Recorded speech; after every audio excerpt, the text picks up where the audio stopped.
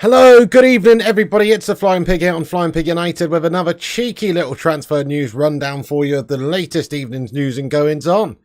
How are we all doing tonight, guys? Thank you very much for joining us and getting in the live stream. What's good, everybody? We've got a bunch of legends in here, such as the main man, Kieran, Ruthless Sausage, Duncan Belifo, Fire Up, Naz786, Primot, hello, Matthew Smith, Rajat, what's going on, Pete Morris, your long-time Don, Malps, Orlando, let's go, Aaron, mate, long time no see, I hope you're keeping well, mate, how have you been? Hamza, Rushmano says we've got 72,000 subs, come on, get in there, my friends, let's get a hashtag 72k in the live chat. We have hit 72,000 subscribers.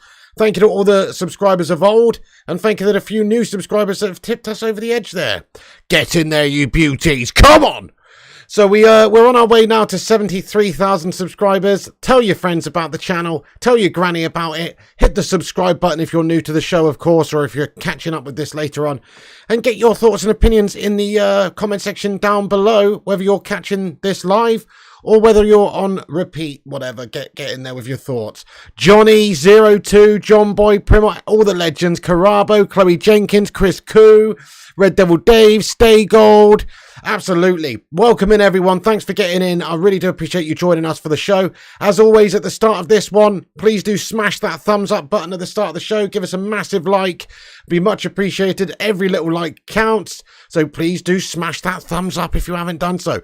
And get yourself subscribed. Right, so we got plenty to get into tonight, actually, lads and lasses. I mean, nothing too major, because let's be fair, Manchester United are slow as all sin in this transfer window already. We're basically the Harry Maguire of transfer negotiations, aren't we? A little bit dense, a little bit overpriced, and very, very slow. And frustrating. That's kind of what we are. We are not only Harry Maguire in spirit, but we're Harry Maguire in the way we go about our transfers. It's a disgrace. But, hopefully we do see a little bit more movement very soon in regards to Andre Onana. There are several reports coming out, obviously, over the last few days that this would be the week that we get Onana, that it would be done pretty soon. It was just a case of reaching the agreements between the two sides. And we have another update from Fabrizio Romano this evening, just before this stream went live, to suggest more of the same, really. Understand that Thursday is the crucial day to make Andre Onana deal happen. Man United and Inter will speak tomorrow. Optimism remains after negotiations in the last hours after some tense moments. The next 24 hours will be very important for this deal, as expected since last week. So, yeah, seems like that's the case. I mean, previously what Fabrizio's been saying and what generally the media has been painting a picture of is that this deal could be wrapped up Wednesday, Thursday this week. Well, we're on Wednesday. Tomorrow is Thursday. So hopefully there can be an agreement reached between the two sides for tomorrow, guys, but I'm not holding my breath. I don't know about you. Let's ask the live chat, though. How many days do you think it takes for us to get this Andre Onana deal all done and dusted and announced? I think surely another 5 days at least, knowing Manchester United super slow. It should probably just take us a day or two, but this is Man United we're talking about, and we like to make a meal of every single damn thing that we do. We don't seem to sign players in a quick and straightforward manner at all, really. It's always usually a long, protracted, drawn-out guff situation. Until the next window, you reckon? Well, that's the thing with Man United and the Inter situation, so let me just paint a picture for you of what's going on here behind the scenes. They know that we need a goalkeeper. They are trying to do some business at the moment, though, for a player, a goalkeeper, and also a striker. That's what Inter are trying to do behind the scenes. So they are looking for a little bit of money to help them make these purchases. We've got some reports here from and some quotes from their manager Inzaghi, who's been quoted as saying, Onana to Man United, he's an Inter player, and today he's called up for our pre-season camp tomorrow. The market is unpredictable. We know Italian clubs need to sell before signing new players. That's the reality. So, this is a great way of them generating quite a bit of cash, 55 million euros, 60 million euros, in order to then go out there and strengthen their team. They're losing a goalkeeper. They're losing 2 goalkeepers. And what they want to do is go out there and get a quality goalkeeper. And they also want to sign a striker, which is looking like it's going to be Romelu Lukaku. They're going in for him.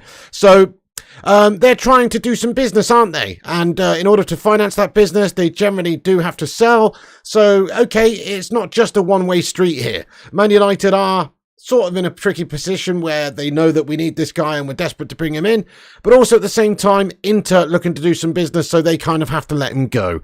Hopefully this is right, guys. Hopefully what Fabrizio Romano is saying here, and that various sources are reporting that this deal can be wrapped up tomorrow, hopefully that's true. I don't see why it wouldn't be. United need this guy, and it's just a formality, really. When it can be done is the formality, like not why or how. It is going to happen, I think. It's just a case of the two clubs reaching that agreement, and it seems like they're squabbling over €5 million at the moment. Just pay the freaking money and get this guy in, so we can start preparing for the next signing, which we desperately need to make. It's really not that hard, is it? We need this guy. Get the guy in. Simple as, really. And Inter are looking to replace their goalkeeper situation. So this was from Fab just a short while ago today, reporting that Samir Handanovic leaves Inter as he will not extend the contract expired last June. It's over. Handanovic now available as a free agent on the market. Inter are working on Trubin and Sommer deals to replace Andre Onana. So it looks like they're going to lose a couple of goalies. And of course, they are looking to have to acquire somebody else, so they don't want to wait all summer long about this situation either. So we should see some movement there. Hey, we got a new member of the channel. Welcome aboard there. Get in there, Mr. Aaron Agnew. Come on. Get in there, you handsome bastard. Thank you so much, everyone. Get your favourite emoji in the live chat to welcome Aaron to the channel membership. I appreciate that, Mr. Agnew. Thank you for becoming a member of this channel and supporting the channel. That's quality, lad. Get in there, Mr. Aaron Agnew, new member. And a great Man United avatar you've got on the go there as well, mate. Hopefully we'll be seeing some golden times at United like your avatar suggests. Come on, my son. Get in there, Aaron Agnew. I appreciate you, my friend. Welcome aboard the Bacon Express. Choo-choo! That's quality, lad. We've also got a highlighted member comment from a long-time legend, Mr. K. Morris here, who's got his comment in here, and he's been a member for 5 months. #5 for K. Morris 93. He says, let's go. Let's go indeed. K. Morris, thank you very much for supporting this channel for 5 months. Much love, much love. Appreciate you. Yeah, Rajat says he can still go to train and come to Manchester United Red Devil Day. Yeah, so this is the situation as I was talking about a minute ago. So this is what Inzaghi said. Inzaghi has said he's an Inter player, and today he's called up for our pre-season camp tomorrow, meaning that he's going to go and attend the pre-season camp. But what does that really mean?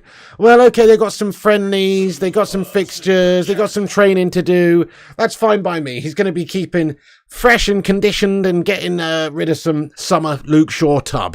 Do you know what I mean? Nothing wrong with that. In regards to whether or not that means he's going to stay at Inter or not, it doesn't mean that at all. It just means that he'll have to join up with Manchester United later when we're on tour, and he'll have to say goodbye to all his teammates in person. That's really all it means. It doesn't mean that, oh, he's going to delay it by weeks and weeks, or it's going to stop him coming at all. No, it just means that he might go out with them and meet up and go on tour and, have a bit of a pre-season and all that guff. But he's still fundamentally available to be signed by Manchester United. Zamiasi, what are you on tonight, my son? Welcome in the stream, Zamiasi. Thank you for the super chat, bro. Let me just cover that up for a second so you can see what you're saying here. It's absolute guff, lad. Zamiasi, thank you very much for your super chat here, boss. Can we get a hashtag delusional in the live chat here? Zamiasi comments and says with the super chat, thank you firstly for the super chat, Zane. He says, Arteta out if Rice is not announced by Friday. Taking longer than Avatar 3 to come out.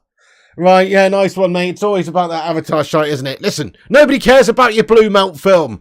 In regards to Arteta, it's not really his fault, this, is it? Let's be fair. He's not the one who's, drawing up the paperwork. Zamiasi, lad.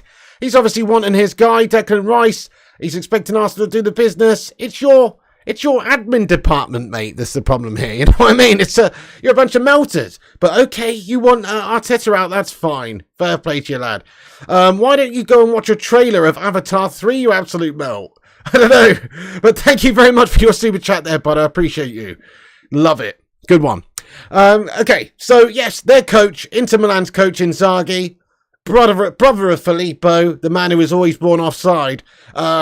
a little bit off base here, if you ask me. You know, he's obviously playing it coy, and he says that Andre Onana is an Inter Milan player, and so he doesn't have to go anywhere at this moment in time. We'll be meeting up with them for the pre-season, and that's fine. Pre-season camp begins tomorrow. Nice one. He'll meet up. He'll put his feet up. He'll get massaged by the masseuse. Who else is going to be doing the massaging? And he will take it easy for a few days until Manchester United come a knocking and actually get the deal done. So the time frame here is probably going to be a minimum of a few days. It should be wrapped up and done and dusted by now. But United and Inter still have to agree the transfer fee. They've still got to, of course, draw up all paperwork. They've got to do the medical. And so, yes, Andre Onana probably won't be available for us until the Lyon game. So we've got Lyon... I believe it's in a week today, actually, on the 19th of July. That's our next pre-season game. I'd imagine he'll be in by then. Guys, what do you reckon? Yes or no? Do you think Andre Onana is a Manchester United player by that Lyon pre-season friendly? Yes or no? But I think he will be. You know, it's just a matter of getting this agreement in place. Hopefully that happens tomorrow, as we've heard from the people like people like Fabrizio Romano understands that Thursday's the crucial day to make it happen. So hopefully that's what happens tomorrow, guys, and we just see an agreement announced on social media by some of the top journos, or even the clubs hopefully would be capable of, announcing that there's some sort of agreement in place. No, says Matthew Smith. No, says Mosplay. Yes, says Kieran. No, says Special One. Yes, says Vincent. Not yet, says Stay Gold. Yes, says the Vutilator. No chance, says Duncan Blefo. Hey, little Jimmy. Yes, says Pete Morris and Chloe. Few weeks? You think a few weeks? What's the few weeks going to take, though? To negotiate over 5 million euros? I mean, United just need to pay 57.5 million euros now, don't we? We've already had 2 offers rejected. That's the case. The state of play, 55 million in total, is sort of what's been rejected. Inter holding out for 60 million. They need to just meet them in the middle there. We are going to have to pay a small premium in order to get this guy right now and get him in for pre-season. That's very important for Ten Hag and the team to get this guy in. Otherwise, we're going to be playing with Heaton for the next couple of games. He was fine today. Kovar looked fine today, but we need to get the new guy in to start working with the back four, to start working with the team, to work on the style of play that we're going to actually approach the season with. So, yeah, it's worth paying the extra 2.5 million or whatever it may be to sweeten this deal and get this deal done with Inter just to get him in. Would be nice. John Tracy, I hope you're right, mate. He says the Onana news will break first thing in the morning. Well, I really hope you're right there, bud. Seems like it's being talked about. Seems like the negotiation should hopefully be reaching a climax tomorrow sometime. So I hope you're right there, my friend. And I wouldn't read too much into what Inzaghi said. He will be meeting up with them on tour, but essentially that is just, it's just PR guff from him to make it seem maybe like they don't want to do business that quickly in order to wait for as much money as they can possibly get. And they are looking for a replacement at this moment. Probably not as anywhere near as expensive as Onana, obviously. Handanovic has just gone.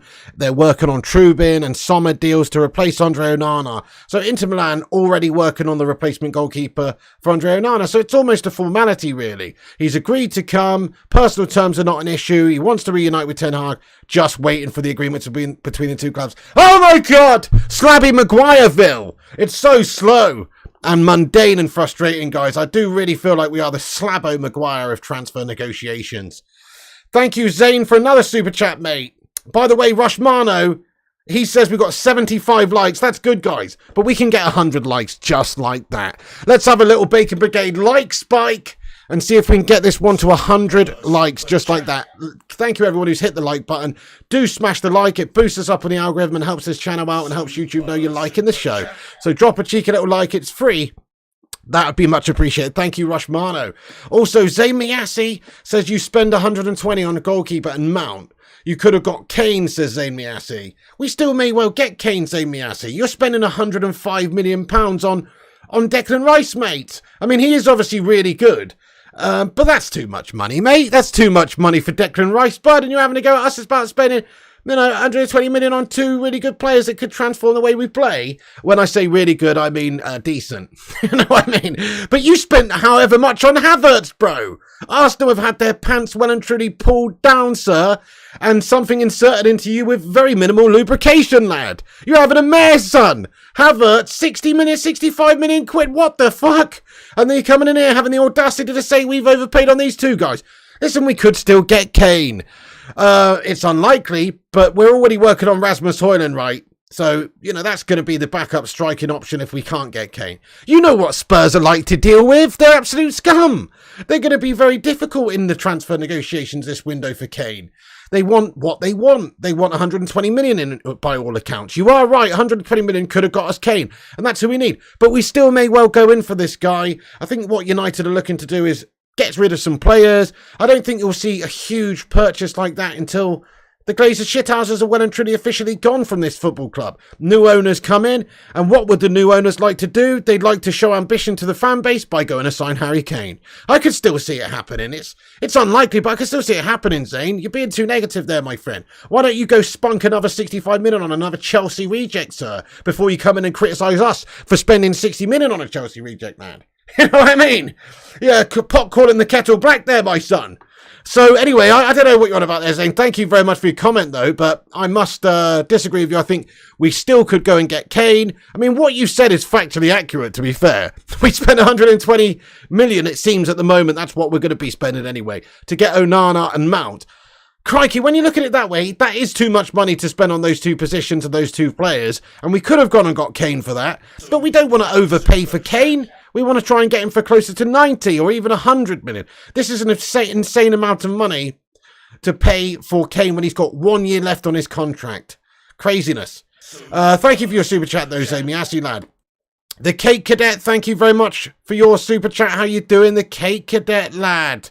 Let's go. Sorry, Chloe Jenkins, actually, before we read Cake Cadet's atrocity out here, I've got to read Chloe Jenkins, actually. We've skipped a couple. Chloe Jenkins, how are you tonight there? Chloe says, Lukaku is probs whispering in his ear.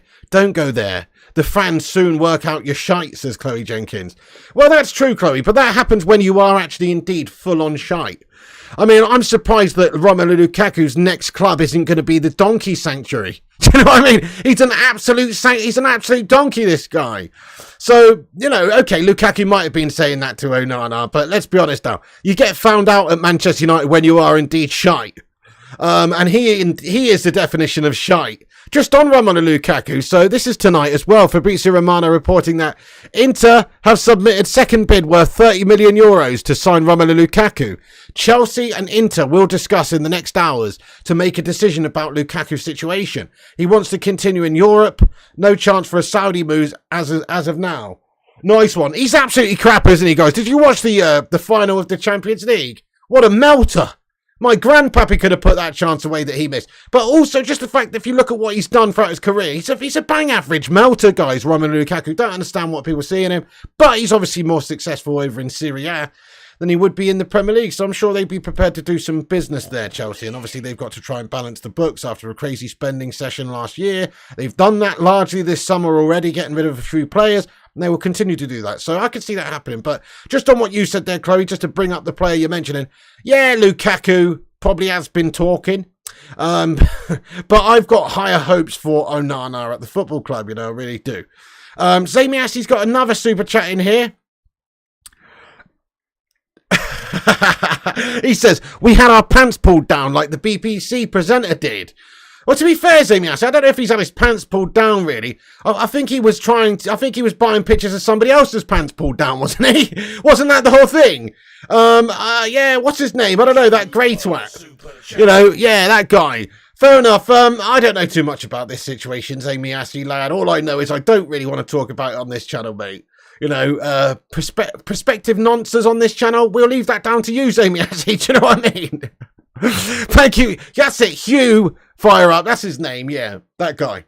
Anyway, that BBC News presenter guy, he has had his pants pulled up while he was buying pictures of people's pants pulled down, or something like that. So, Zami Assey, thanks for that. Nice one, bud. Thank you very much for that, bud. The Cake Cadet here with a super chat. He says, I asked you to pass the pipe, Zane, a few months ago, but you haven't put it down ever since, lad. May as well tape it to your mouth at this point. Wasn't that what that guy Hugh asked the pictures to be about? Ah, mate, sorry, guys. Hey, Cake Cadet, lad, what are you on about? No, you're right. He is clearly high and intoxicated right now on something. I don't know what it may be. Are you intoxicated? Zami Assey, it's possible. Something else in that hookah, my son. Anyway, thank you very much there. I appreciate you, Kate Cadet, for getting in here. And he is definitely talking some rubbish, isn't he? Allegedly, Zane. Retweet reminder. Yes, guys, you can give us a retweet on Twitter. The tweet's pinned to the top of the live chat. Give us a cheeky retweet. We'll shout you all out at the end of the show. Precisely, Bell. So in regards to Kane, he says, I'm sure Kane is aware he gets a 20 sign-on bonus and 350k a week here if he waits a year. Definitely, and probably even more money than that at a different club. So who's to say that somebody like PSG wouldn't be interested in taking him for huge money? Let's face it, they're paying Kylian Mbappe an obscene amount of money right now. Kylian Mbappe, by all accounts, wants to go. There will be a period of transition for PSG, like anyone else losing a player like that. And what a great player to come in and bang you 30 goals a season in a Mickey Mouse league. Now, I'm not saying that he wants to go there, because I really don't think he does. If I'm Harry Kane, I'm staying in the Premier League to try and beat that goal-scoring record of Alan Shearer and to maybe win a Premier League title before I die. Maybe that's the idea with Harry Kane and what he's thinking. Bayern reportedly interested, Spurs pricing him out the market. The situation with Bayern is they seemingly would like to bring in Harry Kane, but they're not going to overpay ridiculously for the guy when they can sign him in 1 year's time for potentially nothing. So you make a good point. It's like Kane knows he can get a bigger payday waiting a year. He knows that he can have more choice waiting a year. So why wouldn't he wait a year? Spurs would be foolish to wait a year because they can make 90 or even 100 million pounds this summer window by letting a player go who's want away and only has a year left. So I think there could still be a deal done just based on that. Sir Jummy, mate, Sir Jummy, thank you very much for becoming a member of this channel, mate, and a sausage soldier at that. Guys, welcome in Sir Jummy. We've got a new member. Sir Jummy has become a member of the Sausage Soldiers, mate. Get in there. Thank you very much for supporting this channel, a tier 3 member of the channel. What an absolute hero. That's all I can say is thank you so much for becoming a member of the Sausage Soldiers and supporting the channel, mate. Proper legend. Get your favourite emoji in there for Sir Jummy. Thank you, bro. Chris Koo. He comments, I asked you to pass the pipe, Zane, a few months ago, but you haven't put it down ever since, Dad. May as well. Oh, shit. I thought that was the Cake Cadet that said that. Chris Koo, my bad. I've messed up there, bro. Unless you just sent the same tweet as the Cake Cadet did. I'm getting confused. Yeah. Sorry. I credited that tweet. I credited that as somebody else's comment. I apologise. Chris Koo, thank you very much for your super chat there, mate. I've had a melt. You know what it is, Kate Cadet, Chris Koo, too many C's. You know what I'm saying? Just like at Arsenal, too many C's. You know what I mean? See you next Tuesdays. The Kate Cadet, though, thank you, Chris Koo, for that. Already read it out. The Kate Cadet says, embarrassing United again, doing deals at a fucking snail's pace. Fuck off, Glazers. Makes me wonder if it's all Glazer spin to keep us quiet. Could be an element of that to it, I guess. PR guff, make it seem like they're actually doing something else, when in reality they're just trying to squeeze as much money out of the situation as they can, and they're prepared to wait so long, make it look like they are signing players when they're actually not. That's a fair point, Kate Cadet. You know, I would say that's fair enough. That's not what you said. My bad, Kate Cadet. Sorry, I got confused. Kate, thanks for that, mate. All right, guys, we got 105 likes on the stream. Thank you, every single one of you legends, for hitting that like button. Make sure you keep hitting the thumbs ups. That's much appreciated, and I will get back into the news now in regards to some of the other stuff we got going on. Gungshi, get in there, you handsome bastards. Yes, get them out, lad. Get them out. Okay, so Inter Milan are working on Romelu Lukaku, who was there with them last season, obviously. Chelsea looking to balance the books. Inter need to finance these moves by selling Andre Onana, it looks like. We've heard it from the horse's mouth himself, and Inzaghi says the market is unpredictable. We know that Italian clubs need to sell before signing new players. That's the reality. This is from the horse's mouth. So they're pretty content the fact that they're going to be losing Andre Onana, and Man United just need to get that deal wrapped up and done and dusted, and then shouldn't be an issue for them acquiring a couple of players themselves, a replacement for Onana, goalkeeper, and also Lukaku would be obviously a good player for them to bring in Serie A. So we're just hoping that it's going to be done tomorrow, really, guys. That's the latest on Andre Onana. I wish I could tell you there's concrete evidence that the two clubs are going to reach that agreement. There isn't. You know what United are like in negotiations. Usually very slow and usually very frustrating. But Di Marzio over in Italy reporting that if Manchester United do not make an offer for Andre Onana in the next 24 hours, Inter will consider keeping him at the club. I believe that's bullshit. You know, we've heard that they're prepared to keep him while they start their pre-season tour, but I believe that's bullshit. They don't want to lose out on generating that amount of cash, I don't think, for a goalkeeper here, which is what they stand to do. So that's what Di Marzio's reporting, though. So, we just have to wait and see how it plays out. It would be very frustrating if United cannot reach an agreement with Inter in the next coming days. Thoughts on Heaton today, says Dave the Gamer. I thought he had a really good game, mate. Yeah, he looked good. I thought he was, obviously played the first 45 minutes. Then Kovar came in for the second half. They both look pretty good, in my opinion. Nothing wrong with either of them. But it's one pre-season game against the Championship side. It's like everyone who's absolutely noshing themselves off to Mason Mount's first half performance today. It's like, steady on, guys. He did almost score a cheeky chip. He did have a good game. He did press well. He did play a couple of nice passes and make a couple of nice movements. And he did do well. But we're playing lead shite, Championship fodder guff. And also just the fact that it's the first 45 minutes in a United shirt pre-season, it doesn't really mean all that much. We played kids in the second half, and the kids did better than the lads did in the first half against Leeds. So let's just take it with a pinch of salt. That's it really doesn't show much. Look, I think Mount's probably going to be quite decent for Manchester United, because Ten Hag's got his man. He's given him the number 7. That's who he wants. Faith has been shown in him, and he's got a big role at the football club, and he will be given lots of chances by Ten Hag to show himself. But fundamentally, it doesn't change my opinion just yet that I think he's a bit of an average player. But he did have a decent 45 minutes, but not really that great, was it? Let's be honest. Come on. Did he score a hat-trick? No. You viewed. Thank you very much for the super chat here, my friend. Come on. Get in there. He says, and that's the bottom line, because Don Pigliono said so. But then, yeah, the Glazers have more guff than cash. Congrats on 72,000 subs. You deserve it. Mate, thank you so much, guys. Can we get some love in there for you, viewed? Very nice of you, man. Thank you very much. Yeah, we've hit the next milestone now. We're on to 73,000 subscribers soon.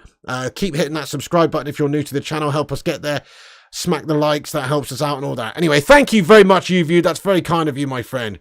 So I'm just looking for the latest updates to see what happens in regards to Andre Onana. Obviously, it's expected that will be coming tomorrow. So keep your eyes peeled on that.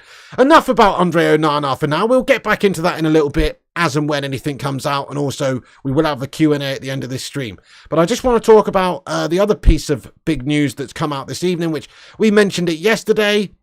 And we knew this to be the case a while ago before Fab was reporting it, but there are a lot of places reporting at the moment that we are looking to sell Anthony Elanga, and I think that we should sell him, really. So keep or sell Anthony Elanga, guys, but it looks like negotiations are taking place between Everton and Manchester United to sign Anthony Elanga. There's other clubs that are interested in, reported Aston Villa, one or two others are interested in him as well, but Everton seemingly the strongest front runners at the moment to bring in Anthony Elanga. And let's face it, he's kind of just surplus to requirements at United now. We've got too many decent players in wide positions. He's not really going to get in there. Would he play up front? Would he play left wing? No, not ahead of the players we've got now. Certainly not ahead of the players after we've signed a proper number 9, and that gives us depth in the wide areas. Then Rashford goes over to his favoured left wing spot. All the players we have in the wide position, just there's no place in the squad for Anthony Elanga. He kind of looked like a bit of a headless chicken last season as well, if we're being totally honest. I was impressed with him in his first breakout season. He did have a good time of it the season before last, but this last season just gone, he was pretty bang average, wasn't he? And as young as he is and as much potential as he has, there's just not really a lot of space for him in this side to get good games and opportunities, and so therefore it does make sense to sell him and move him on. Plus he's another player that is young and has potential, so therefore surely we could generate a decent bit of cash for him. How much do you reckon he's worth in this current market, guys? I don't know. I think we'd have to be looking at not getting that much money, because United are melters when it comes to selling players. 10 to 15 million quid? I don't know. If it was another club, if it was Man United buying him from, I don't know, Crystal Palace or something, we'd probably end up paying 30 mil for the guy. But because it's us selling him, we probably won't get that much money at all. 10 to 15 million, I reckon. What do you think? Sell, says Simon. Sell, average at best. Sell. Go. Sell. He's better than Sancho, says the special one. Sancho was pretty crap today, guys. First 45 minutes Sancho played. He was invisible again. Rubbish. He's put on a bit of timber as well. And I'm not talking about Jurian here. I'm talking about meat on the street. He has definitely added a few pounds to his belly, hasn't he? It's just, you can't get away from it. He's been on the lagers, the full fat lagers, guys, all summer long, it seems. He's come back a little bit heavy. Not the best sign of a true professional there, but also he's going to have to work to get that blubber off a little bit, you know? And I hate to see it when these players come back. They're on so much money and they come back looking like an out of shape bowler or something. Jadon Sancho needs to get himself on the treadmill and lose that gut. Big time. Sell, to be honest, says Dave.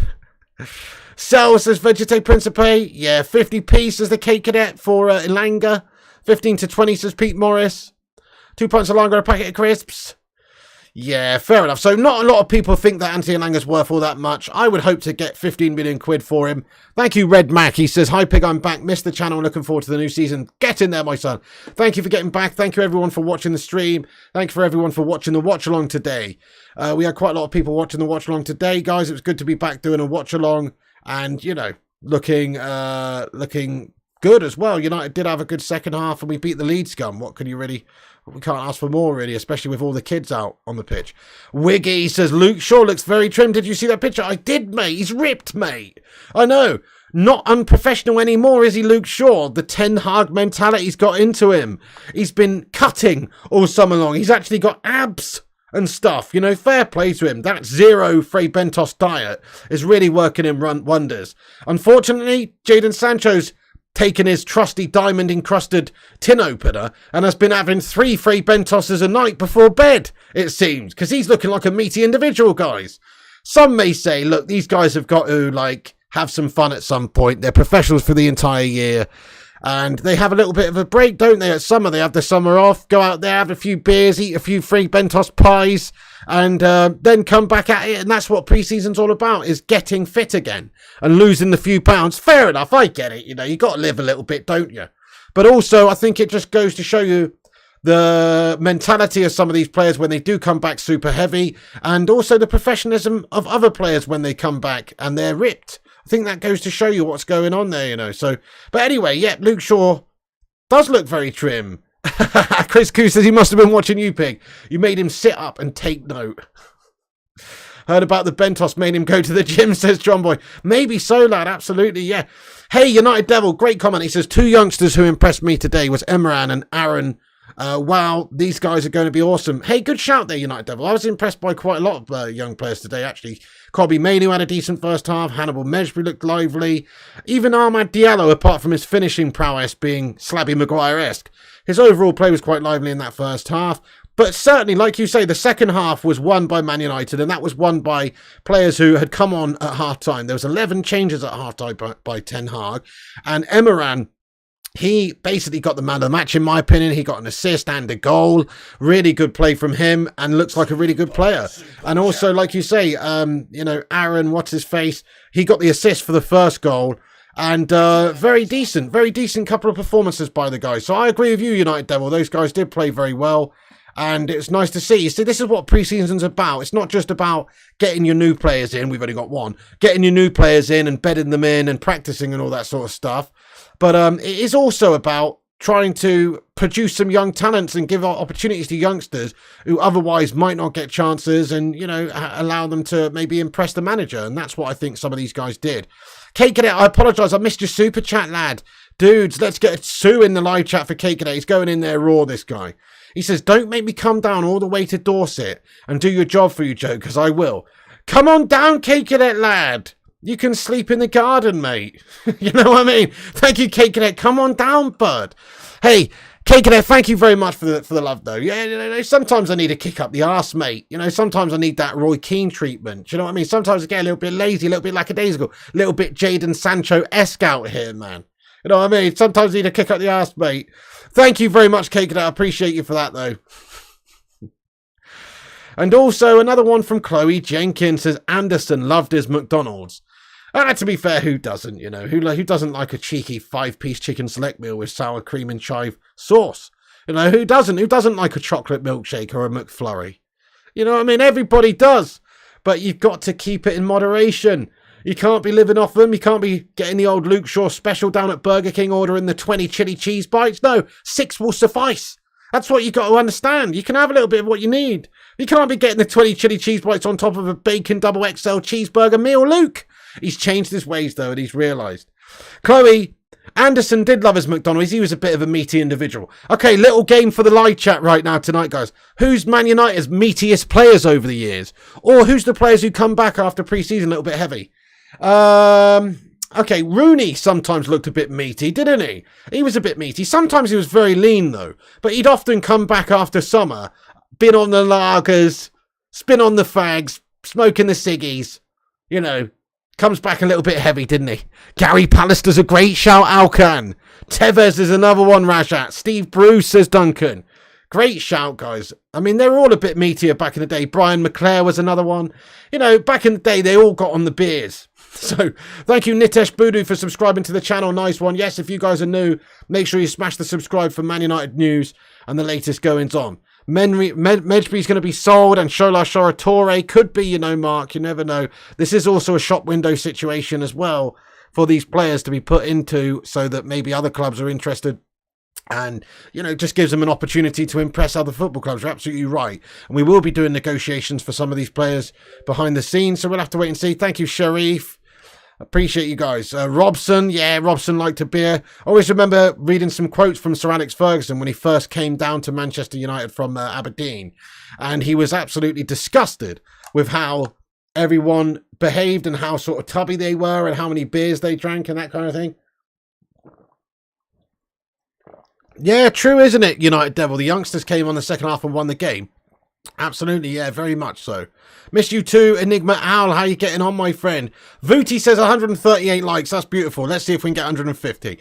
I think Medjby's got a lot of potential as well, JK. I would definitely keep him also. Maguire's been training 3 times a day with Ricardo Carvalho in Portugal, don't you know? The Slabinator's a bit of a meaty individual, but yeah. Anyway, nice game there, guys. Luke Shaw, not so much these days. He looks very you know, very fit and trim at the moment. Fair play to him. You know, there's been a picture circulating around social media of him on holiday with his shirt off, and he's looking pretty ripped. His old Luke. You know, he's not looking the meaty individual with the moves that he did a couple of seasons back. You're heading to McDonald's now. Oh, don't make me jealous, lad. I've just had a salad for dinner tonight. Let's sign Carvalho then. That'd be good. That'd be good. Vincent says, I'm right about Hannibal Pig. If you say so, Vincent Bullock, lad. Nice one. Man United are in for Rio Costa. It will be announced next week. You what? Anyway, so, yeah, so Anthony Elanga, guys. Sorry, I went off on a big tangent there. Anthony Elanga is a target for Everton. Hopefully we sell him. Hopefully we sell a bunch of these players we've been discussing the possibility of selling. We need to do some business on the outs. That's what we're really bad at. So there's no excuses really for Man United being able to sell players. Signing players is a little bit trickier right now because of the Glazers being here, the new owners hopefully coming in soon. There's just a little bit of a limbo situation going on at United right now in terms of bringing players in. But selling players shouldn't be such an issue. We should be capable of getting rid of 1 or 2, 5, 6, 7, 8 players this summer transfer window. But at the moment, we're not really doing very well at that. Really not doing very well at that. There is reports about Chong being, you know, moving on, and Man United get a percentage deal if he moves. So that's an extra £1 million we might get, guys. Well done. But we should be able to generate a lot more cash, guys, and you know, hopefully bring some players in based on us actually getting rid of players. So I'm not going to flog a dead horse with this, but there is 5 to 7 players that United should look to move on this summer. And if we do, then we should be able to bring in a couple of really top players for the wages we're saving and also the transfer fees that are generated from selling players. That's the idea. But we're so bad at getting rid of players. It's depressing. Yeah, we had already sold Chong and Berglance, but Chong's reportedly going to be moving again, I think. Let me just find that story real quick. Tahith Chong, he's on the verge of joining Luton Town. That's what it is. Florian Plettenberg reporting this. He's on the verge of joining Luton Town, and the transfer fee could be up to £10 million, with possible add-ons included, but £5 million guaranteed. Medical was completed today, announcement soon, and apparently United have in the contract clause basically a sell-on clause of 25%, I think it is. So we could be due a little bit of cash for Chong moving clubs, you know what I mean? So that's really what's going on there. We could be getting a bit of money from that, but it's not really big news. It's not going to it's not going to give us much of a transfer kitty or anything like that. So we'll wait and see. There's a bit of news going on. He could be going to 1 or 2 clubs, but there you go. Anyway, so that's interesting. Enigma Owl says, is McTominay going West Ham? Well, apparently Brighton, Newcastle, West Ham, 1 or 2 other clubs interested in Scott McTominay. I've heard valuations of up to £30 million for the guy. Sell him immediately. If you can get anywhere near that. I'd take 20 million for the guy. He is pretty bang average, and we would be doing well to get that sort of money for him. So, yeah, he's wanted by a couple of clubs, apparently. I could see him doing quite well at Newcastle, actually. He is actually a decent player. He's just not right for Man United. He's not technical enough, and he's kind of shite. So, there you go. McTominay could be on his way out. Let's hope that's the case. Well, I've got a few more things to discuss here, guys. Then we will be getting into a Q&A and having a rundown of what we have discussed in this video. But plenty of little stories to talk about here for United tonight. Reportedly, we are no longer in for Jeremy Frimpong. So there were reports a while ago that we were interested. And apparently we've halted our interest in Bayer Leverkusen's Jeremy Frimpong after having held talks with the player last month over a possible move to Old Trafford. So just, you know, no real link there at the moment. Looks like we've quelled the interest in Jeremy Frimpong. That was a story a while ago. Also, Donny van de Beek is in contact with several European clubs. That's what we're hearing as well. And he's reportedly a target for various different clubs around Europe. Possibly Ajax might be interested in taking him back. There's also interest from 3 different Serie A clubs reported anyway. Inter Milan could be one of them. See, if that's the case, it would be nice to try and sweeten the deal for Onana, maybe give him a Van de Beek for a decent price. But apparently Van de Beek's entourage is in discussions with a number of European clubs over a possible summer transfer this year. Serie A, AC Milan, Inter Milan and Roma. Jose Mourinho liking a bit of Van de Beek action. All 3 of those Italian clubs apparently would take him as a squad player and maybe, you know, a rotationary player. They're not looking really to spend a lot of money on him. But apparently there's also interest from a couple of Premier League clubs like Crystal Palace, Nottingham Forest and Wolverhampton Wanderers, all said to be monitoring the situation at this moment in time for Donny van de Beek. Also French outfit Nice, understood to be interested, owned by United takeover candidate Sir Jim Ratcliffe, also apparently hold an interest in him, and former club Ajax, Feyenoord, Sevilla and Celtic, all supposedly interested in Donny van de Beek. So there's a lot of football clubs that are interested in Donny. Surely we got to be able to sell that guy. Surely there's got to be an offer that comes in that we go, yeah, that's good enough, let's sell the guy. He only cost us £35 million, this lad. And surely we've got to get the majority of that back. 20 million, 25 million. How much do you think we'll sell Donny van de Beek for? Live chat, let us know your thoughts. But I think 20 million, 25 million, he's still only young and he still has big potential. In fact, he's the sort of player that if he was to say go back to Ajax right now, he could just slot into their midfield. He's an academy product from Ajax. He was doing really well at Ajax before he came to United. We've ruined his career. He could just go back there and just go back to the old days and slot in and be a great player for them. So I think, yeah, we could probably get 20 million quid for Donny van de Beek. I don't see why not. There's supposedly a lot of interested clubs in him. And if that's the case, then it usually drives the price up just a little bit. So we're hoping that we could sell Donny van de Beek to one of these clubs that are interested. Thank you everyone for having your say. Gungshy says 20 to 25. 20 says Honey Badger, lucky to get 20. 30 says Mark N. 2 pints of lager and a Frey Benny, says Chris Koo. Pete Morris says 20. Young Wizard says 7. Simon Warner says 20 to 22 for Donny. 25 says Wayne Fraser. Must Play thinks 18. 20 million, 10 wants. Exactly. We want to get a little bit of money back from Donny, don't we? It's a total waste of money us going to buy him in the first place. We just paid him a little bit of cash every single week to do nothing for the football club and paid 35 million for him up front. Pretty nutty stuff.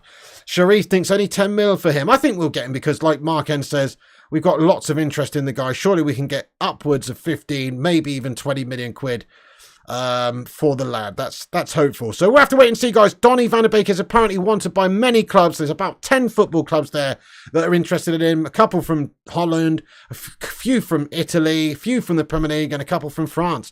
So, you know, he is a wanted player, and I could understand it. The thing is, what you have to remember with United players is most of them are on too big of a contract that most of these average European clubs, they can't justify spending that amount of money per week on a player. It's not even about the transfer fee at this stage. It's about how much this player is being paid at United.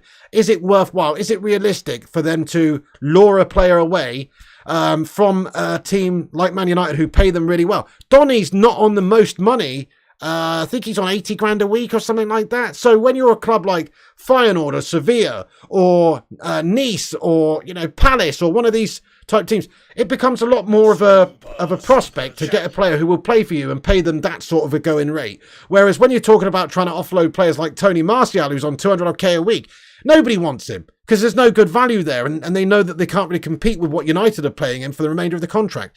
So yeah, Donny van de Beek's one of the players we could see leave this summer in a realistic capacity. Let's hope that that's true. See you later on, Donny. What do you reckon, guys? Keep or sell Donny? For me, he's got to go. It's a selling situation. He's one of the players that we should be able to actually get off our books. See you later on. It's not his fault he's been shite at United, really. Injuries have hampered him. Ollie didn't give him a fair crack. Managers in general haven't given him a fair crack. But ask yourself why. Why has Ten Hag, who literally had a hand in his development and probably loved Donny from a character point of view, not given him the chances at the start of the season? There's a reason for it. I think he's a lazy individual. Hey, Zamiasi, thank you very much for the super chat here, Zane. He says, Piggy, if Rashford doesn't have the great season like last season, are you worried about scoring goals? Unless you're relying on Anthony and Mount. Right now, Zane, I would be ridiculously worried about United scoring goals if we aren't going to go and sign a new striker. So, yes, of course, he probably, let's be fair, he probably won't be able to emulate the sheer amount of goals that he scored last season this season.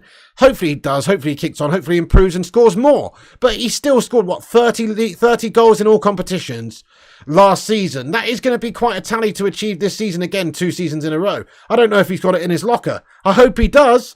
But to suggest that he can go and emulate that again is reasonably unlikely based on the last few seasons. So I hope he's now turned a corner and he's just going to see him do what he did last season for us. And he's getting better and better and better. That's what it looks like over the last year, but it's still hard to go and do it. Now, if we're going to be playing him up top as striker this season on his own and we don't go and sign a new striker, then I expect him to score a lot of goals. But the problem is, you can't just rely on Marcus Rashford. What if there's an injury? What if there's issues? What if there's got to be a player who comes in at number 9 who's going to score the majority of our goals. I want Rashford to be playing in his favoured left wing position and scoring goals and creating chances from there. And I need somebody else to come in at number 9 and score goals for us. That's where Harry Kane would come in and alleviate the pressure up front of scoring an extra 30 goals for us this season, potentially. And if not Harry Kane, then we've got to get somebody who can score goals now, but may develop into one of the world's best players, i.e. Mr. Rasmus Højlund, who's still linked to us. So, look, it's a bit of a hypothetical situation, really, Zane, because we should get somebody else to come and score goals for us before the end of the transfer window. If we don't, then we're even more of a joke than I thought we were in terms of recruitment, because we have to get a striker. Like, that is actually who we should have got. You did make a decent point earlier when you said we could have got Kane instead of Onana and Mount, because that is true. We could have gone and addressed the biggest problem in our team instead of letting De Gea go, getting a keeper from Inter and getting Mason Mount from Chelsea. We could have done that, and that's probably what we should have done first. We should have addressed the goal scoring issue that we've got in this side, because that's the biggest glaring problem we've got. So I am a little bit concerned that we won't be able to score the goals, but I'm just hopeful that by the end of the window we'll have a really quality forward player who's going to come in and alleviate some of the goal scoring emphasis from the likes of Marcus Rashford. Thank you for your super chat there, Zay Miasi. Appreciate you. Chloe Jenkins with another one here. Thank you, Chloe. By the way, guys, keep hitting the likes, keep hitting the subscribe if you're new, and thank you for joining, everyone. We've got 200 legends in here, late night legends. It's 10 past 11 already, bloody hell.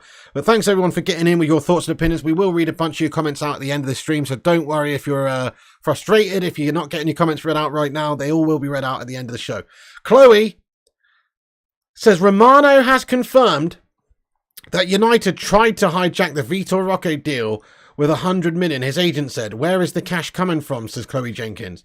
You what? When did Romano say this? What's that all about, Chloe Jenkins? You're talking guff, love. Sorry, what? Rushmano, can you confirm or deny this for me, please? This sounds like something that I haven't seen this at all. What are you on about? Anyway, hey Chloe, no, thank you very much. I really appreciate you. Must Play says, Pig, Chloe tries to troll you. I know, yeah, it's not really working though, is it? I know, what's this all about, Chloe Jenkins? It's not working, you've got to get up a lot earlier in the morning than this to fool old Piggy. You know what I mean? I literally have my finger on the pulse here with all the transfer latest goings on, Chloe. I've got many irons in many fires, many fingers in many pies. You know what I mean? Anyway, Tim Cronin says, I confirm that Maguire is a liability to this football club. Even when on the bench, he lowers the level of play. Rushmano said, yeah, I saw something similar. Oh, okay then. Well, if you could send me that info, that'd be interesting. Maybe Chloe's not talking absolute guff then, but I haven't seen anything about that, so... Oh, okay. Sorry, Chloe. There's me accusing you of talking guff. But it sounds like an absolute bollocks statement from me. Well, we're bidding 100 million for this guy. What? I mean, it's just not feasible. It's just not feasible at all. So, yeah, I don't really know where that story's coming from. It really doesn't really make sense. I apologise, Chloe. I apologise, though. But it just doesn't make sense. It's just a bit of a guff story, that one. Okay. Right, anyway, let's just see what Rushmano sent me. He sent me a few new updates throughout this stream as it's been going live. Yep, breaking news from TalkSport. Everton are in talks with Manchester United over a move for Elanga. Quotes from Erik ten Hag via The Athletic. He says, of course, it's important to sign Onana quickly. Goalkeeper's a key position, but I'm happy with the players we have now. So ten Hag just staying pretty chilled out there. No dramas. No dramas there. Yeah, pretty cool. Pretty cool. Is it true we have a very secretive hijack that wasn't on social media? Well, some reports coming in here now talking about it. It could be, I guess. It could be. But that's what, I'm waiting for a little bit of confirmation here. Here we go. Also, reports coming in saying Manchester United are ready to walk away from the Andre Onana deal if Inter Milan hold them to ransom. This is via The Sun. So you've got to ask yourself, is that really the case when it's been reported by The Sun? Okay. Yeah, okay, yeah, sorry. Do you know what, Chloe? I have to apologise to you, Chloe. Sorry. This is something I missed earlier on. Let's just report. Let's get this up on the screen. Chloe, I apologise. Can we get some love hearts in the live chat there for Chloe? There's me poo-pooing her comment there. And she's absolutely right. That was reported earlier by Fabrizio Romano. Let's just get up on the screen. My bad. Okay, look, here we go. So this is what it says. Yeah, nice one, Chloe. Let's go. Absolutely. So this is what Fabrizio said earlier on, and I can confirm. Vitor Roque's agent, Curry, said, I can confirm that English clubs tried to hijack the Roque deal. Tottenham and Manchester United sent important bids. Way better than Barca, close to 100 million euros. Vitor only wanted Barca. There was no chance to change his mind. I mean, it does sound like absolute bollocks, though. I know this is what his agent has said, but just because it just sounds like this agent's just talking Vindaloovian, isn't he? He's talking farts coming out of his mouth. That's what's going on. This agent Curry, he's a spicy one. What the fuck's he on about, this guy? There's no way United have bid 100 million euros for this guy, you know what I mean? I know it has been reported by Fabrizio. These are the direct quotes from Vitor Roque's agent, so Chloe's absolutely bang on right in what she's saying. But at the same time, it's just guff, isn't it? It's a guff story. It's an absolute guff story there, guys. But Chloe, thank you so much. Apologies. You are absolutely spot on. That was indeed said. You're not, using United's name. Precisely, Rushmano. So it's just this agent talk. Precisely, I agree, must play. It isn't true. It's just the agent trying to talk. It's comment tactic. Absolutely, yeah. So, yeah, I missed that earlier on, but thank you for letting me know. But it does sound like absolute agent guff. Chloe says his agent was on a podcast. Spurs offered the same. There you go, exactly, yeah. Spurs offering 100 million. Now we know it's bollocks. You know what I mean? Now you know it's absolute horse shite. So there we are. Thank you very much, though, Chloe, for drawing that to our attention and giving us a topic to talk about there. That's quality love. So let's talk about this thing, guys. From one bullshit piece of news to another. Yeah. From one bullshit story to another. Might as well talk about it because it is coming out. João Felix, guys. From one bullshit story to another. Reason I've left this to the end is because it does sound like raw shite. And here it is, guys. Manchester United have reportedly made contact for João Felix. João Felix is seduced to continue in the Premier League. All roads point towards another loan deal for João, with Manchester United, Newcastle United and Aston Villa all in the race. What a load of bollocks. Doesn't sound like it's very legit to me, but there is an update. Atletico Madrid chief gives João Felix transfer update as Manchester United assess striker options. And, the reports are essentially that there could well be interest from Premier League clubs. And their chief, their sporting director or whoever he is, has basically said that that they're prepared to keep him for a number of seasons, despite speculation linking him with an exit, as Man United are looking for a striker. He had a bit of a rubbish loan spell over at Chelsea last season, if you ask me. He actually scored 4 goals in 20 games. That is crap. That is Wout Weghorst-esque, isn't it, guys? 4 goals in 20 games for Chelsea last season. I thought he was pretty poor, guys. Based on that, I probably wouldn't take him. But then he is only 23 or 24, and he is actually a really classy player. Probably more of a centre forward or a false 9 rather than your out and out goal scorer. He is obviously a very technically gifted player and very, very good. But, you know, is it that realistic that we were to go and get him? It's probably not. I mean, maybe Man United would be looking to take him on loan just because we're cheapskates rather than actually go and spend shitloads of money on a player. But I don't know, really. 4 goals in 20 games in the Premier League doesn't really suggest that he would be an amazing signing for Manchester United to provide us with loads of goals. Then again, the whole Chelsea side did have a struggle last season. So it's an interesting one. It's an interesting story, but I don't think there's much to it, really. But he is a good player, and he is only young, and there's no doubt in his technical abilities and things like that. But clinicality, not there. And I just don't really think there's too much basis for that story, personally. But there you go.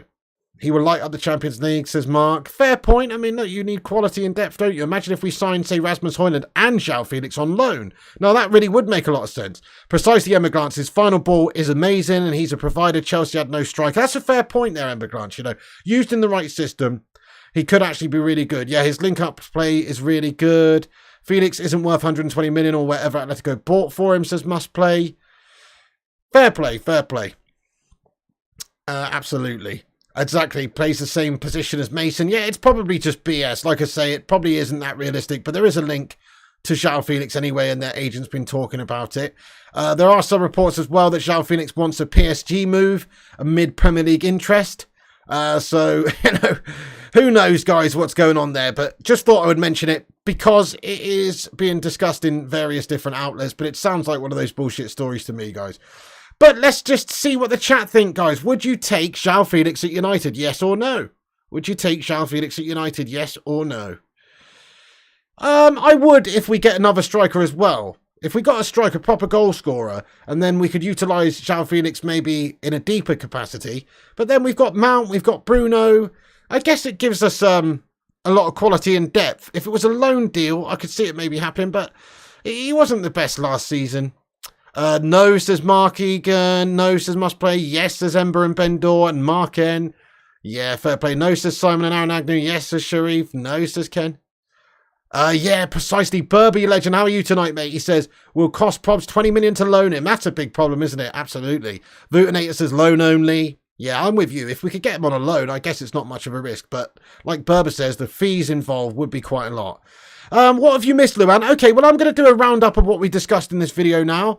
Thank you, everyone who's in here. Make sure you smash that like button on the stream before we're going to get into the Q&A now. But before I do, it's going to give you a very quick rundown of what we've discussed in this video. So, Fabrizio tweeted out before this stream went ahead that he understands that Thursday's the crucial day to make Andre Onana deal happen. Man United and Inter will speak tomorrow. Optimism remains after negotiations in the last hours, after some tense moments. Next 24 hours will be very important to this deal, as expected last week. So hopefully we can get something agreed in the next 24 hours. There are some reports that Inter are prepared to wait to get as much money as they can. There's some reports to say that Man United would be prepared to walk away if we can't get a deal done soon for Andre Onana, but I think they'll reach an agreement. Inzaghi, the Inter manager, has said that Onana to Man United, he's an Inter player today, and he's called up for our pre-season camp tomorrow. The market is unpredictable. We know Italian clubs need to sell before signing new players. That's the reality. So I don't think it means too much that he would be joining up with Inter for pre-season. It just means that he'll be leaving Inter's pre-season camp in a couple of days' time, hopefully. And they are looking at getting replacements in right now. Fab reported 5 hours ago that Handanovic leaves Inter as well, and he'll not extend the contract which expired last June. It's over.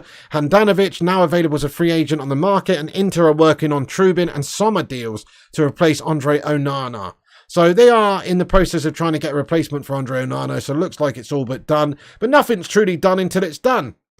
And then also Inter Milan looking to get some money to maybe do a deal for Romelu Lukaku. Inter have submitted a second bid worth 30 million euros to sign Romelu Lukaku. Chelsea and Inter will discuss it in the next few hours to make a decision about Lukaku's situation.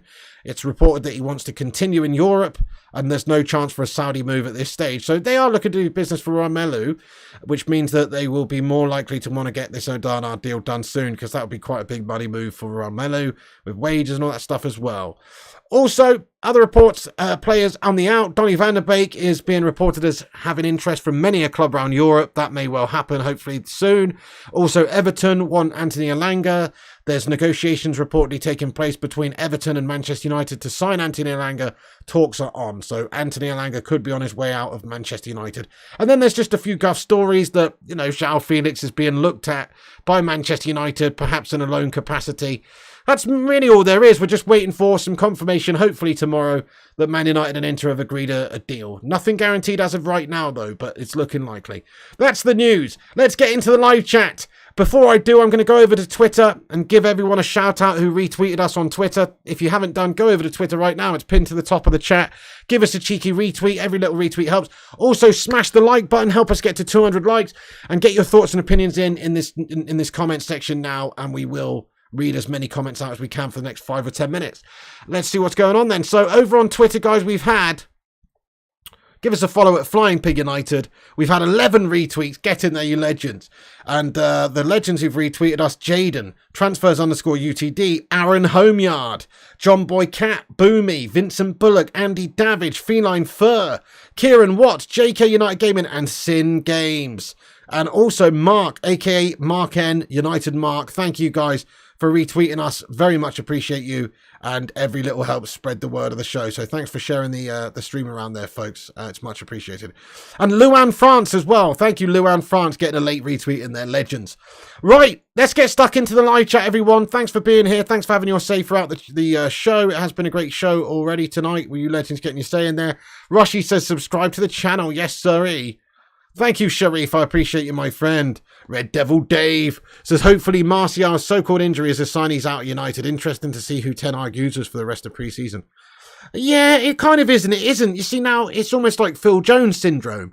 When there's a transfer window that comes around, he's always bloody injured. I wouldn't be surprised if he's gone and pulled his own hamstring while he's been off on holiday or something, that twat. Because, I don't know, you can't get rid of him, can you? You know, he should be called... He should be called Anthony Cinzano Bianco Martial. Because once he's at the table, you can't get rid of him. You know what I mean? We're stuck with a guy. He's so bloody gash. We just need to get rid of him, but we can't get rid of him because he's always injured. So who's going to buy him? Who's going to want us? Who's going to want to sign him based on the fact he's always injured? It's difficult. I don't see him really being wanted by anyone. Therefore, how are we going to get him gone? I don't know. We'd have to give him away. Pig, I just smashed the like. I forgot to see you give good content. I got locked in. Sorry, bro. Hey, no worries, United Devil. Thanks for hitting that like button, my friend. I appreciate you, dude. Yeah, rhythm's a dancer. Both Anthony's can go. Cinzano says, Chris Koo. JK says, I honestly just can't see us signing Onana, Mount and Hoyland in one window while the Glazers are there. Felix is a lone cop-out. Maybe JK. I mean, it's a pretty good cop-out, I suppose. He is a good player, but... I don't know. I think once the Glazers are gone, which hopefully will be soon enough, we should see some movement going on. Anthony Margarine Martial says, Young Wizard. Thank you, Stay Gold. Appreciate that. Brings back memories of my parents' drinks cabinet, says Chris Koo.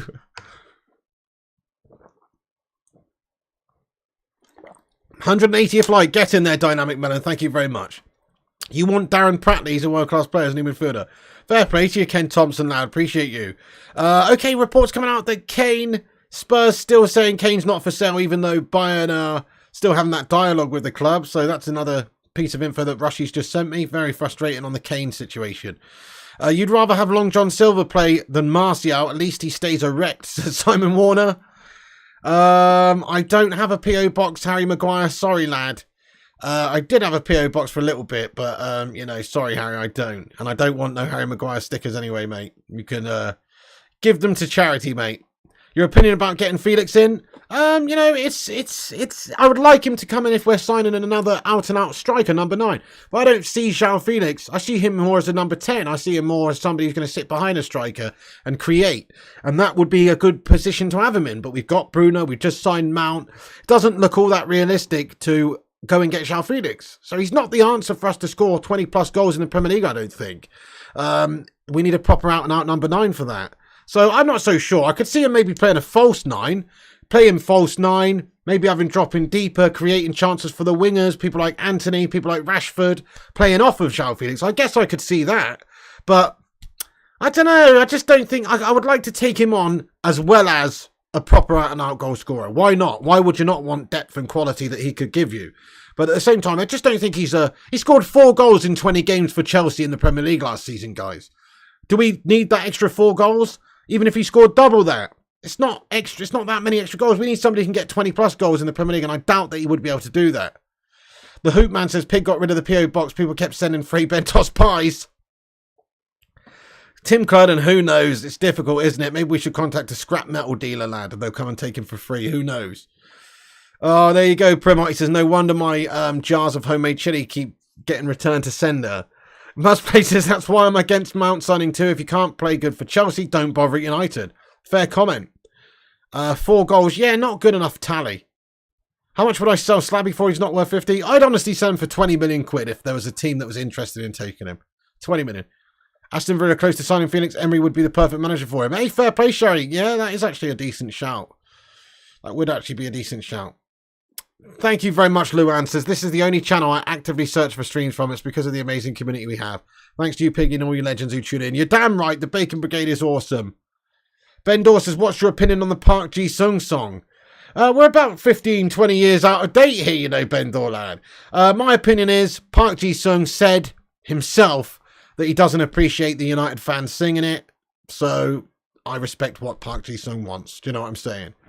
And times have changed a little bit since then. Not saying that it was ever really okay to be casually racist in a song, but things have changed, and Park Ji-sung himself has said that he doesn't like United fans singing it, so don't sing it. That's what I say. Thank you, Rushmano. Zamiasi says, why did you sell Welbeck? He was so good. You know what, Zane? I mean, obviously he was shite for you guys, and he was pretty average for us, but actually, I kind of agree with you. Now he wasn't that good, really. But I tell you what, up until that point, he was a good player for Manchester United. He was a versatile player. He was used in different positions. He was well loved. He was an academy product. So he probably should not have been sold at the time. In hindsight, maybe it makes sense because perhaps he did just hit that ceiling. But actually, at the time, we should have probably kept him, just like we should have kept Xavier Hernandez. You know, there has been a couple of sus players going, but at the same time, I think history would suggest that we probably actually did do okay letting Welbeck go at the time. But I still, at the time, I was a bit surprised we did that. Welbeck, better version of Marcio, absolutely. Welbeck brilliant at Sunderland, says Bristolian Macam. He was a Elanga-like with better finishing. Kate says, why do you watch Avatar, Zane, when it's utter guff? He didn't perform that well. I mean, he was quite versatile for us, though. Sometimes he'd be playing out on the left. He could play at striker. He was playing in the England side and stuff like that. He was a decent player. Oh, thank you, Red Devil Dave. It is a great community, lad. It is a pretty awesome community. Berber from Skips. Hang on a sec. What? Oh, Berber says Scousers are happy with the song and it's an accurate depiction of Liverpool and rat eating. Wow. Bloody hell. True. Why don't we sell Chong to Fulham and keep 10 mil? Because we're idiots, Mark Egan. Jamie says, Pig, do you think Eric Nevland is up there with the best strikers we've had? He's up there with the best strikers I've ever interviewed on this channel. That's for sure. But to say he's one of the best strikers we've had, I mean, no. Although he's pretty good at FC Groningen, lad. Playing alongside Luis Suarez, mate. You know what I'm saying? Oh, bloody hell. Yeah, there you go, Don Berberini. Welbeck saw his effect. Welbeck was decent. He was actually decent. He was actually good. Ben Dawes says Emil Heskey was in the England team. What does that tell you? Emil Heskey was decent. You know, Emil Heskey was actually good. He was kind of like a better version of Romelu Lukaku. Heskey was actually decent. He wasn't bad. Yep, and the Luke Chadwick interview, absolutely. Duncan says United should give Maguire a free transfer, then clubs can give the twat a big sign-on fee and United have a ton of money. Go on. Thank you, United Prodigy, says Mr. P. Virtual hugs to you and the family. Great to see you back on here. Massive respect to Maisie, Griffo and Jarvis for brilliant streams. Absolutely. Not to forget the likes of G-Wolf and also John Shin. And yeah, you're absolutely right. They did us a great service, didn't they, while I was away. I'm doing regular streams again now. I'll still try and get them on regularly, though. But yeah, they did do a fantastic job. Thank you so much for your message, bud. The Cake Cadet, thank you for the 149 super sticker of a black cat emoji. Let's get a hashtag pussy in the live chat there for Cake Cadet. Thank you very much for the pussycat emoji there, Cake Cadet. Really appreciate that, dude. Thanks for the support, lad. Get in there, you beautiful bastard. Zane's responded to you, Cake. He says, Cake Cadet, if Avatar is guff, why have the films made more than what United is worth, says Zane Miassi. Well, that's not true, is it? We're talking about this club going for 6 billion, mate. So I don't think they made 6 billion. And also, you know why, Zane Miassi? I'll tell you why, mate. Because shit sells, bud. Shit sells. It's the reason there's 10 Fast and Furious movies, bud. You know what I mean? I mean, listen. The first 3, in fact, Fast and Furious movies, as far as I'm concerned, are great. Even Tokyo Drift's a banger. But after that, they're fucking ridiculous. They become no longer about street racing and all about crime and drugs and bullshit. You know what I mean? Shit sells, Amy Assey, lad. Shit sells. So, you know, I don't think it's an indicator, really, even if Avatar was worth more, bud. Thank you, Sammy Assey, for your super chat. I appreciate you, though. Get in there, you legend. And we've got another Black Cat super sticker there from Chris Koo, who's gone in there raw. Meow. Thank you, Chris Koo, for the super sticker of the Black Cat, mate. Come on, love that. Thank you very much, Chris Koo, jumping on the bandwagon there with the pussy cat. Hashtag pussy. Thank you very much. Thank you, Sarvulon. Get in there from down under, says Piggy, love you. Love you too. Thank you so much, Sarv, for the love and positivity. Yeah, shit does sell. Look at Fellaini, says Rosmano. Absolutely damn right. You're spot on there.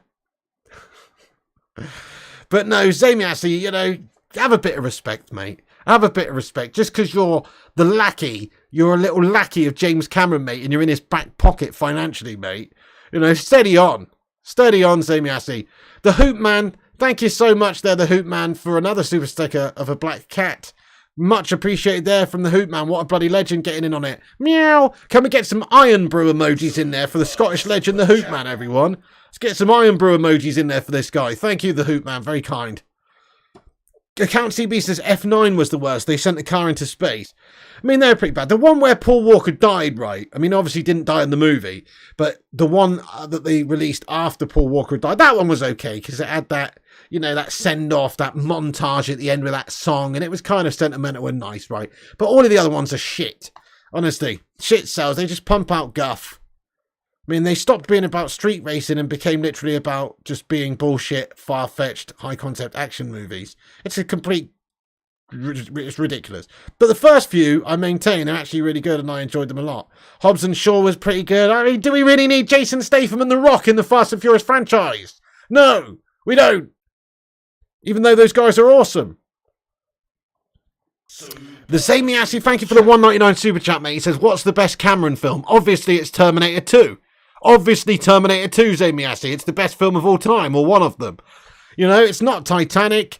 It's not Sphere, or whatever. Did he do Sphere? Or was it The Abyss? One of those ones underwater, or whatever. He also did Titanic. Did I say that? But no, my favourite one's Terminator 2. Terminator 2's the best. Terminator 1's great as well, Madhouse. Yeah. But Avatar's nowhere near James Cameron's best work. Nowhere near.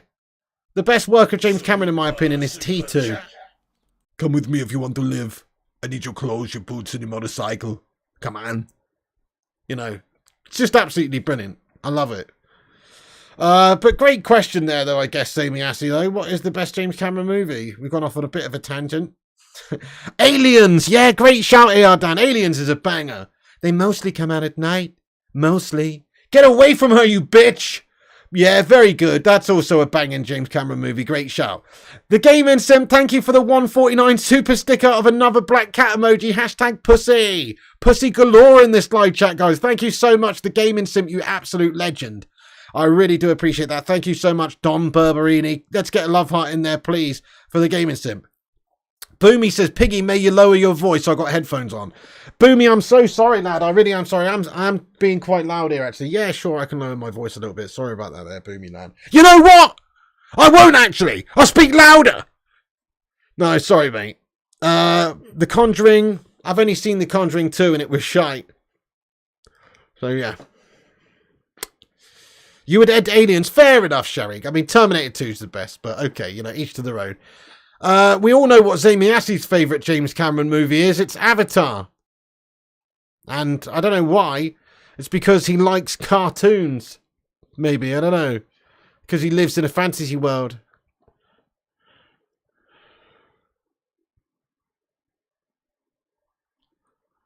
You sicken me, Zamiasi. You fucking sicken me, bro. Listen to this guy. He says, I have the letter in the safe used in the Titanic film. The prop. He got it for £14,000. You sado, mate. You absolute sado. Fucking hell. He's got the letter in the safe used as the prop in the movie. Fucking hell. Why did you pay so much money for that, Zamiasi? Did it symbolise your Pepe sign in sinking like a fucking piece of iron or something? I don't know. Why the hell? Fair enough. Fucking hell.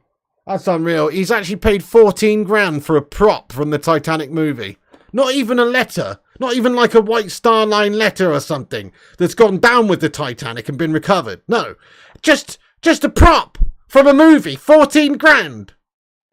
I mean, Zamiasi, it must be nice to literally use £50 notes to wipe your ass after you've taken a shite, lad. Because that's basically what you're telling me here. Is that you waste your money, lad. You waste your money. No, to be fair, he probably paid 14k for that. It's probably worth 15k now. You know what I mean?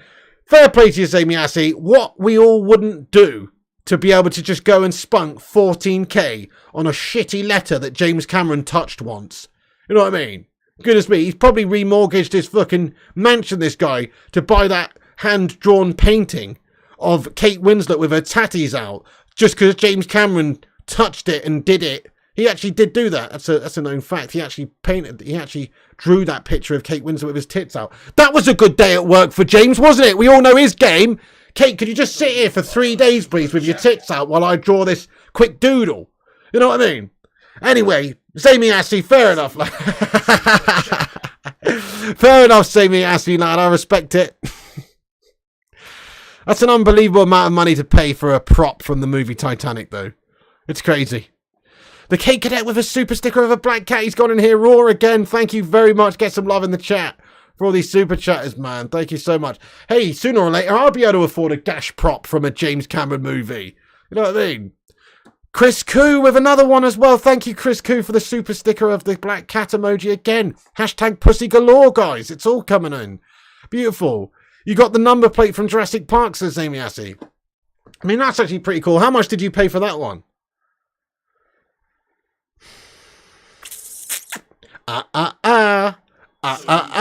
He's not telling her. But either way, Zamiasi, he got the number plate from Jurassic Park. Fair enough, mate. You know.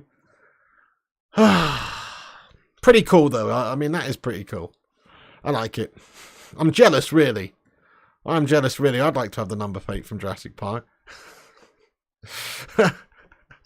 Hey, thank you again, the Hoop Man, for getting in with another super sticker of a black cat emoji. You're a legend, man. Thank you so much. Get some Iron Brew emojis in there, please. Yeah, she is very nice looking in that movie, Red Devil Dave. It has to be said. And what a great rack. I remember being 10 years old at the cinema watching that movie when it came out. And, well, I won't tell you what happened, actually, but maybe the word semi has got something to do with it. But anyway, 0793, what's going on, lad? Hello, welcome back in the stream, mate. Hope you're doing good. Zane sounds like Alan Partridge. Jurassic Park. You know he said that when it's been delivered. He's won it on eBay. Jurassic Park's a great movie, though. It has to be said. I do like it. Yeah, it's a good one. The hoverboard from Back to the Future. That would be the best thing ever. I'd love that, to be fair. I mean, I remember watching an episode of Pawn Stars. No, not that kind. Where Rick bought the gobstopper, the everlasting gobstopper, from some bloke. You know, the one that was in that Gene Wilder movie, Charlie and the Chocolate Factory or whatever, or Willy Wonka and the Chocolate Factory back in the day. And he bought it for like $1 million, mate. This crappy little rubbery piece of looking, God knows what it was, movie prop. So when you consider 14k for a letter that was in the safe, I guess it's not that bad, is it? Reminds me of Nigella. Nigella's very nice. Very good, very nice. Zamiassi says first edition, first print paperback, Harry Potter 6k. Okay, now we know he's an absolute loser. I mean, he's getting first edition print books of Harry Potter, this guy. Bloody hell, Zamiassi, lad. Expelliarmus yourself into some sort of institution. Do you know what I mean? For the medically insane. $6,000 on a Harry Potter book. What's the matter with you, lad? Goodness me. Talk about trying to recapture your youth, mate. You know what I mean? I feel bad for you, bud. I feel bad for you. Do you think this is true, guys? I don't know. I mean, we do know Zamiassi's the type of guy to go all around YouTube, spunking money left, right and centre like it's going out of fashion. So, you know, maybe he does buy props for $6,000 and stuff. Who knows? Chloe Jenkins, thank you for your £2 super chat, you legendess, says Zane, is that guy from the 40-Year-Old Virgin? Steve Carell, yeah. That's it. He's never been kissed. Fair play to him, though, you know, each to their own. I respect him. I believe him. I actually do believe him. To be fair, yeah. Because he has sent quite a lot of super chats, not just on this channel, but people come in here all the time and tell me about Zane's crazy super chats on other channels and stuff. So he's definitely got a bit of cash. He definitely likes to spread that cash around. And if you were some super rich playboy who goes and dines at Salt Bay's restaurant on gold leaf encrusted steaks, wouldn't you be buying some shite with your money as well? Yeah, I actually do believe him. And now he mentioned Harry Potter. I knew he was the type of geek to be doing that, you know. He plays World of Warcraft, this guy. It's a known fact. Next, he's going to be telling me he's bought a special sword, a prop from World of Warcraft for $2,000 or whatever. Yeah, as Young Wizard said, Zane sounds like he's won the lottery and spunks up movie props. Cavalier says Zane is loaded. Zamiassi pays grands to watch his dad having pokey bum wanks. Bloody hell, Jamie! Fucking hell, I read that one out before I read it in my head, man. Holy shit. Rajat says, did Zane have to buy women too? Well, I mean, I wouldn't like to speculate. He goes out on dates. I know that much. He's talked about his dates in here before. Oh, goodness me. Sword of 1,000 truths. The sword of Dobber. Crikey. Go on, yeah, nice one. What else you got, says United till I die. Fair enough, anyway. Right, fair enough, guys. Listen, this is supposed to be a United news show. It's not a Zamiassi movie prop show. Rushmano says Zamiassi equals Dwayne Dibley? Mate, Dwayne Dibley's about appropriate, isn't it? I can just picture him here with his thermos, his big gums, his anorak, his plastic sandals, and his extra thick, triple thick condoms. You know what I mean? I could just imagine him as Dwayne Dibley now. You've said that, Zane. You said that, Rushmano.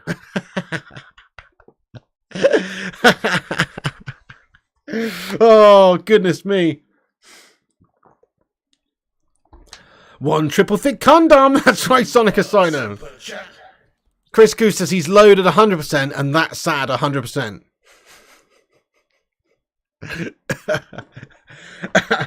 K-Cadet says, who the fuck gets in here and brags about all their guff movie memorabilia they have spunked their money on? Sort yourself out, Zane. Oh, great stuff, great stuff. Zane's a bit of a legend, though. He does provide endless hours of entertainment, this guy. Fair play to him. Okay then, nice one. You can spend your money on what you want, to be honest. Money doesn't buy everything. This community's worth more than anyone can buy. It's kind of not true. But it kind of is true. But it's also kind of not true. You know what I mean? Somebody could buy this community off me for $1 million. Zane, if you want it, let me know. I'm just joking.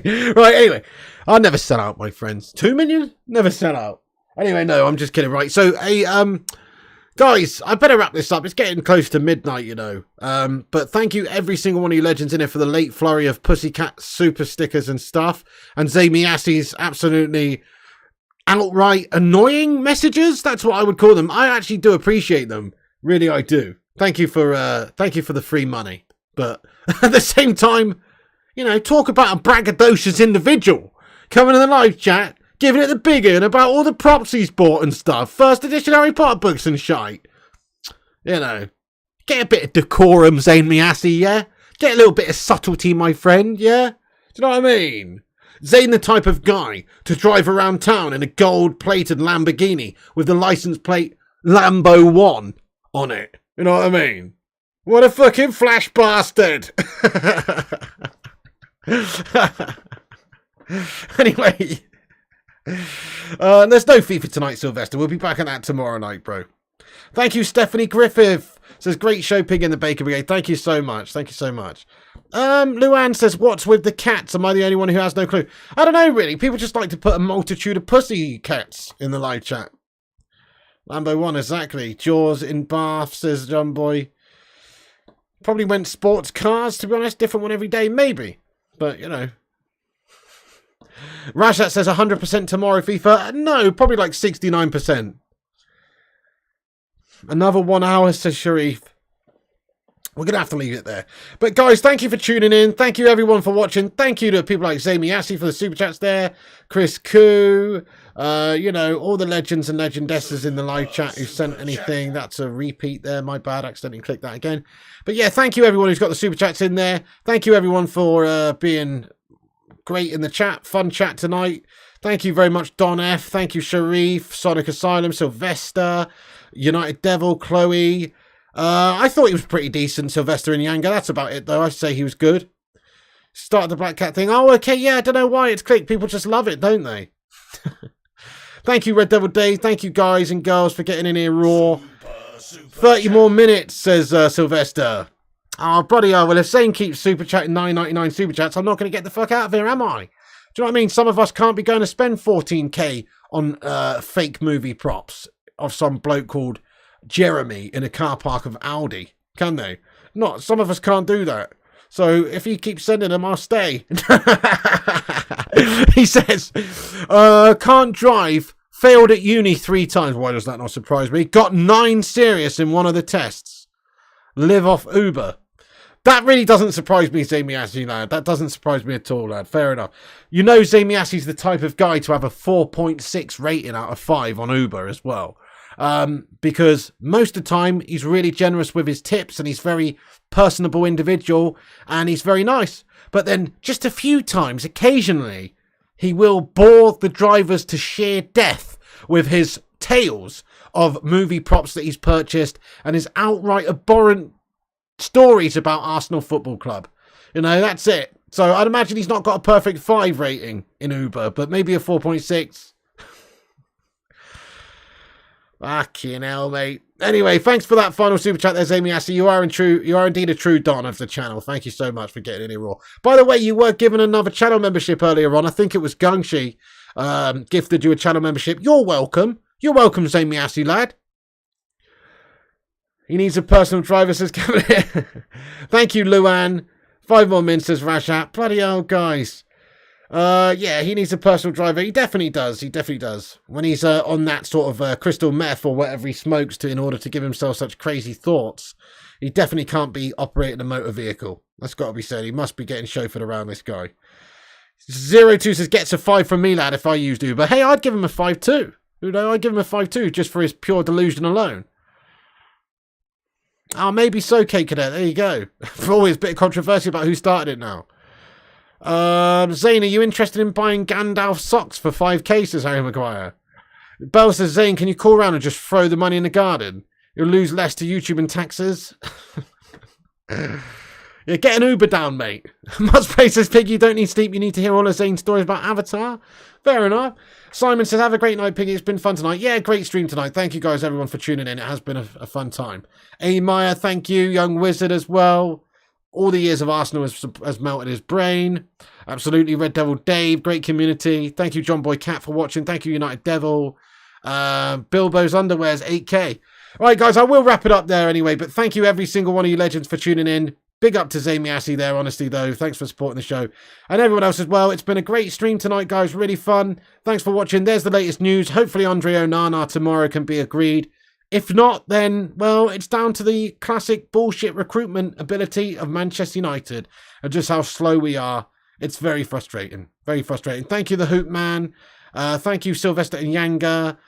Thank you, George, JK, Sharif and Sharik, and Cavalier, and Bell, and Madhouse, and Harry Maguire, and the Vutinator. Absolute legend. Hey, we're only 3 likes short of 200, guys. Make sure you hit that thumbs up button, guys. End on a positive. Let's smash 200 likes. Thank you, Rushmano. He says, smash a like on the way out. Thank you, Mustplay. Thank you, United Devil.